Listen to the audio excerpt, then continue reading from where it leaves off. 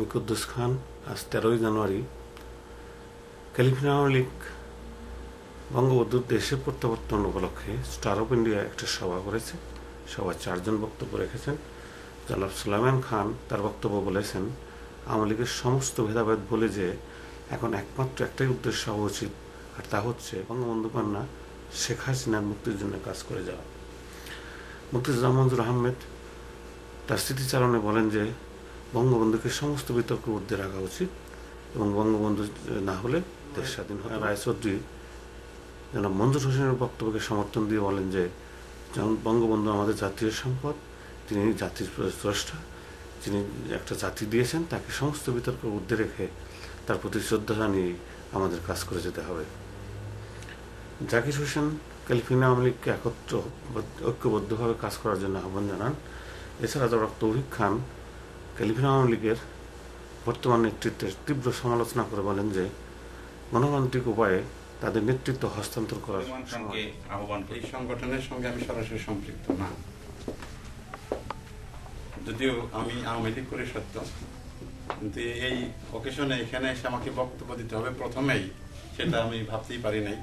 তো যাই হোক, তবু এই সুযোগটা দেওয়ার জন্য যারা উদ্যোক্তা তাদের ধন্যবাদ জানাই। স্বদেশ প্রত্যাবর্তন উপলক্ষে আলোচনা সভা মূলতই সেটা হবে বঙ্গবন্ধুর উপর এবং তার কাজকর্মের উপর। একটু আগে ভাষণও শুনলাম, তা আমরা তো সেকালের জীবন্ত ইতিহাস বঙ্গবন্ধুর রাজনৈতিক জীবনের শুরু থেকে শেষ পর্যন্তই আমরা প্রত্যক্ষদর্শী বিভিন্ন অকেশনে। আর বিশেষ করে তার সান্নিধ্যপ্রাপ্ত আর তো আরো লোক যাতে মরে যায় সেই ব্যবস্থা নেব না। যাই সেই সময়ে উনি যখন ক্ষমতায় আসলেন, কোন ডিপার্টমেন্টে একটা সদ্য স্বাধীন দেশ হিসাবে পরিচালনা করার মতো কিন্তু অ্যাবিলিটি কেউই ছিল না। পুলিশে 5টা প্রদেশ নিয়ে পাকিস্তান, সেই 5টা প্রদেশের সবচেয়ে নিম্নতম প্রদেশ ছিল বাংলাদেশ। চাকরি বাকরি, ব্যবসা বাণিজ্য সবখানেই আমরা ছিলাম 2 নম্বর 3 নম্বর। তো ওই সময়ে আমি দেখেছি পুলিশ ডিপার্টমেন্টটা কিন্তু মানুষ মানে একজন পাঞ্জাবি ব্যক্তি বসে হিসাবে। সুতরাং কল্পনা করতে পারেন যে সেই সময়ে আমাদের বাঙালিদের উচ্চপদস্থ কোনো অফিসার ছিল না। সামরিক বাহিনীতেও তাই, ব্যবসা বাণিজ্যেও তাই। ব্যবসা বাণিজ্য ওই 22 পরিবারের বাঙালি এরকম ব্যবসা জানতো না, করতেও পারতো না। এই মতো অবস্থা একটা সদ্য স্বাধীনদের চালানোর মতো প্রশাসন সেকালে গইরা উঠে নাই। মাত্র 3 জন বা 1 জন সিএসপি অফিসার সেখানে। তো এখন বাণিজ্য মন্ত্রণালয়ে একজন কেরানিকে বানাইতে হয়েছে সচিব, পুলিশের একজন ছেলেকে বানাইতে হয়েছে এসপি। তো সেখানে বঙ্গবন্ধু একা দক্ষ প্রশাসক হইতে পারেন না, সেখানে তো বানাইতে পারেন না। সেকালেই শেখ মুজিব ব্যর্থ এবং তারা অনেকেই বলে ব্যর্থতার কথা। এটা আপনাদের অনুধাবন করতে হবে এবং সেটা সবাইকে বলতে হবে, জানাইতে হবে। মানুষ কিন্তু এখনো বোঝে না যে শেখ মুজিব কি অবস্থায় রাষ্ট্র ক্ষমতায় এভাবে 3টা বছর টাকার মতো না খেয়ে মরে। এখন 40 টাকা মানে 44 টাকা কেজি চাউল। তখন বঙ্গবন্ধুর সময়ে 12 আনা শের হয়েছিল, 12 আনা সেটাই সর্বোচ্চ। যেখানে 2 আনা 3 আনা চালের কথা, সেখানে 12 আনা। সে কারণেই 1975 সন আসছিল। ভুল কথা। যারা তৎকালীন পরিস্থিতি পরিবেশটাকে অবধাবন করতে পারেন। চিন্ময় রায়চৌধুরী, অসীম শুভেচ্ছা। আমি আসলে কিন্তু কোনো আলোচনা করতে আসিনি, শুনতে এসেছিলাম। আমার পূর্বে যিনি তুহিন ভাইয়ের আব্বা যিনি বলে গেলেন, খুব ভালো লাগছিল ওনার কথাগুলো। কিন্তু বঙ্গবন্ধু এমন একটা জীবন্ত মহাসাগর, যে সাগরের সহস্র দিক রয়েছে, সহস্র বৈশিষ্ট্য রয়েছে, সহস্র আশার বাণী রয়েছে এবং জীবনের সন্ধান রয়েছে। বন্ধু যে উজ্জ্বল নক্ষত্র, বঙ্গবন্ধু নামক যে সূর্য, মহাসূর্য, সেই সূর্য চিরদিন জাজ্বল্যমান থাকবে আপনার, আমার, আমাদের মধ্যে। বর্তমান কথায় আসি। বর্তমান কথায় আসার আগে আরেকটু বলি, বঙ্গবন্ধু যেদিন স্বদেশ প্রত্যাবর্তন করলেন সেই সকালে আপনারা কে কোথায় ছিলেন? ঢাকায় ছিলেন কজন?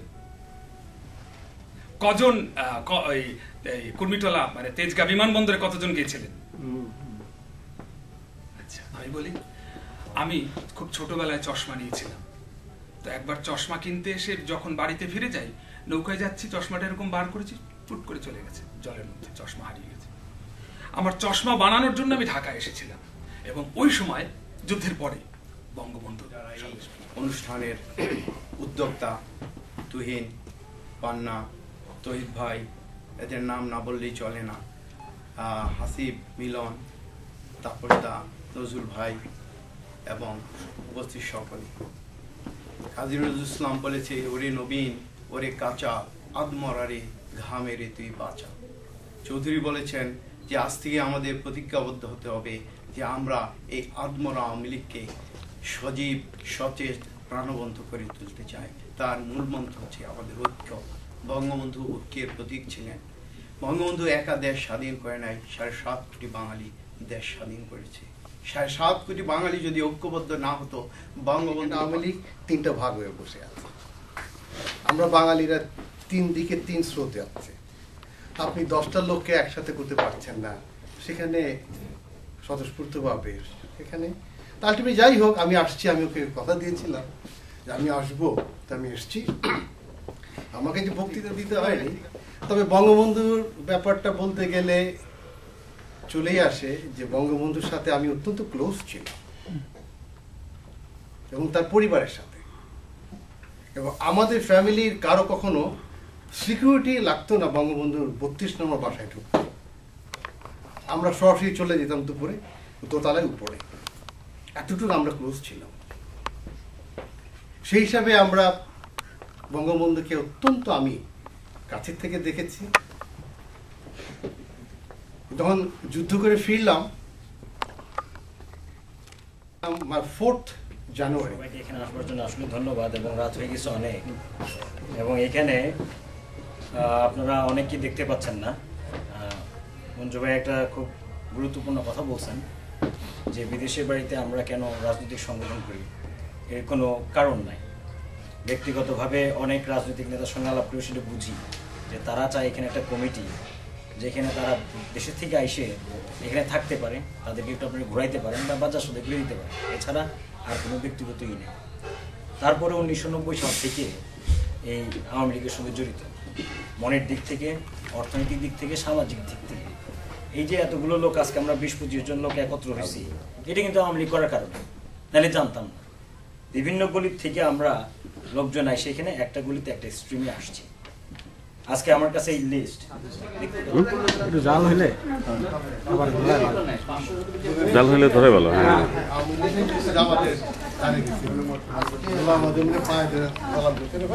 আমি সেদিনই বলছি আমি